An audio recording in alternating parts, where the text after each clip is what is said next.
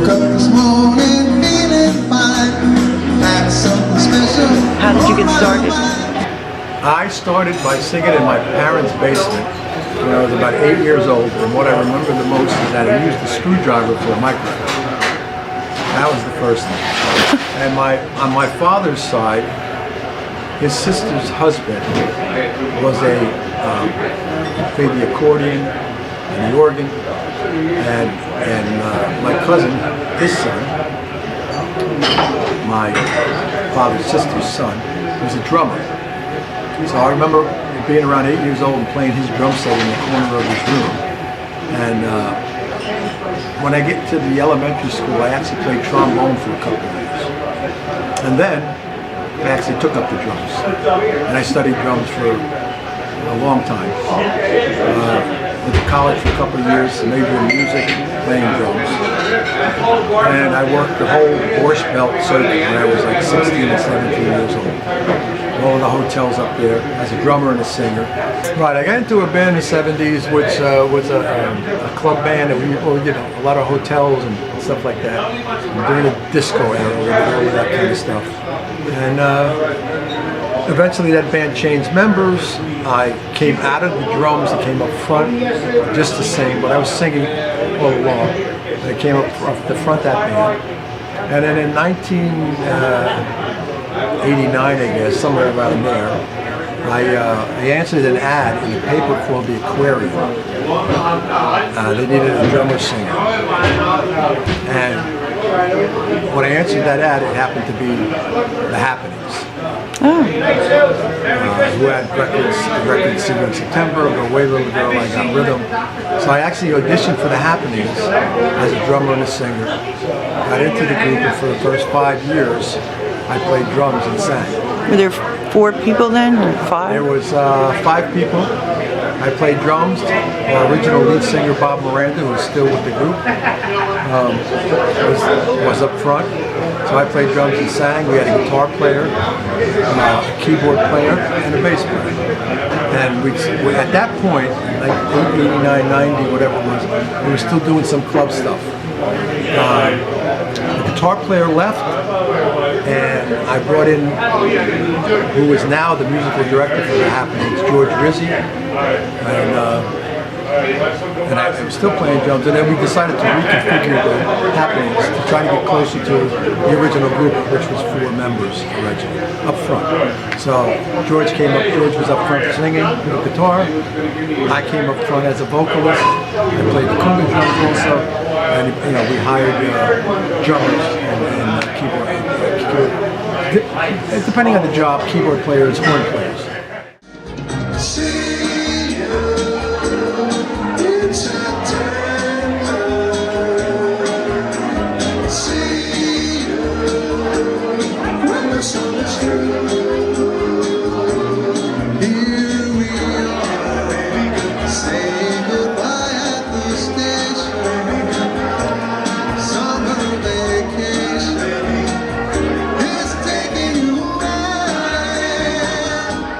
Did you have, and did you know that you had such a great voice back then? Well, I was always singing, all the time. School, too? Yeah. Church or whatever? Yeah, not so much church, but I wasn't in the chorus in school, but and in high school I was in bands and everything, and I sang all the time.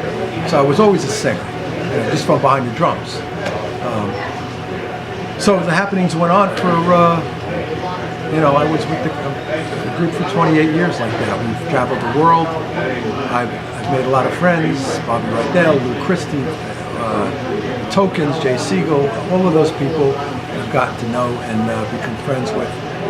And at the end of this particular year, 2018, I decided to retire from the group, partially because in 2017 of November, I had a massive heart attack. It changed my perspective on a lot of things. And my solo career was very busy. So I just felt it was the right time to make a move. I sat with my wife and my children, and we talked about it, and I did. So as of the end of 2018, I retired from The Happenings, and I'm still doing my solo thing wherever I can, whenever I can. I also do a Frank Sinatra tribute with a 17-piece orchestra. So what's your favorite song? I know you were going to ask me that. You sang everything in the I world. have no idea what my favorite song is. I can tell you my favorite artist is Frank Sinatra, and I love him, and I learned a lot singing from listening to Frank Sinatra. I love Neil Diamond, Barry Manilow, Billy Joel. You know, I mean, I've been doing this for 50 years, so I've been through every kind of music there is, and experienced every kind of music. So when I do the solo thing for Entertainers Plus, I do, you know, I try to do everything I like. I don't go much past the 80s as far as singing is concerned, because that's me, you know. But I do a large variety of stuff that I like, and it seems to be working with wherever I go, because the people seem to like it too. I'm just of the school of, I feel like people need to they want to hear what they're familiar with. So I try to cover as much stuff as I can with that period. You got a lot of fan mail through the years? Not so much fan mail. When I had my heart attack, I was really overwhelmed with the amount of people that came out of the woodwork, and my son Cody handled all of my stuff, texts, phone calls. I mean, in the hundreds that I got, and it was just pretty remarkable. You know, I didn't really, you don't realize, you know, I love what I do, and you go out and do the best you can, and you don't realize how many people you actually touch. If you want to say thank you here, you can. Well, I do. I do want to. I've said it many times, but all of you who have come to see me all through the years, but I thank you so much for supporting me and keeping coming out and support me wherever I work around the area. So I thank you for that. That's very nice.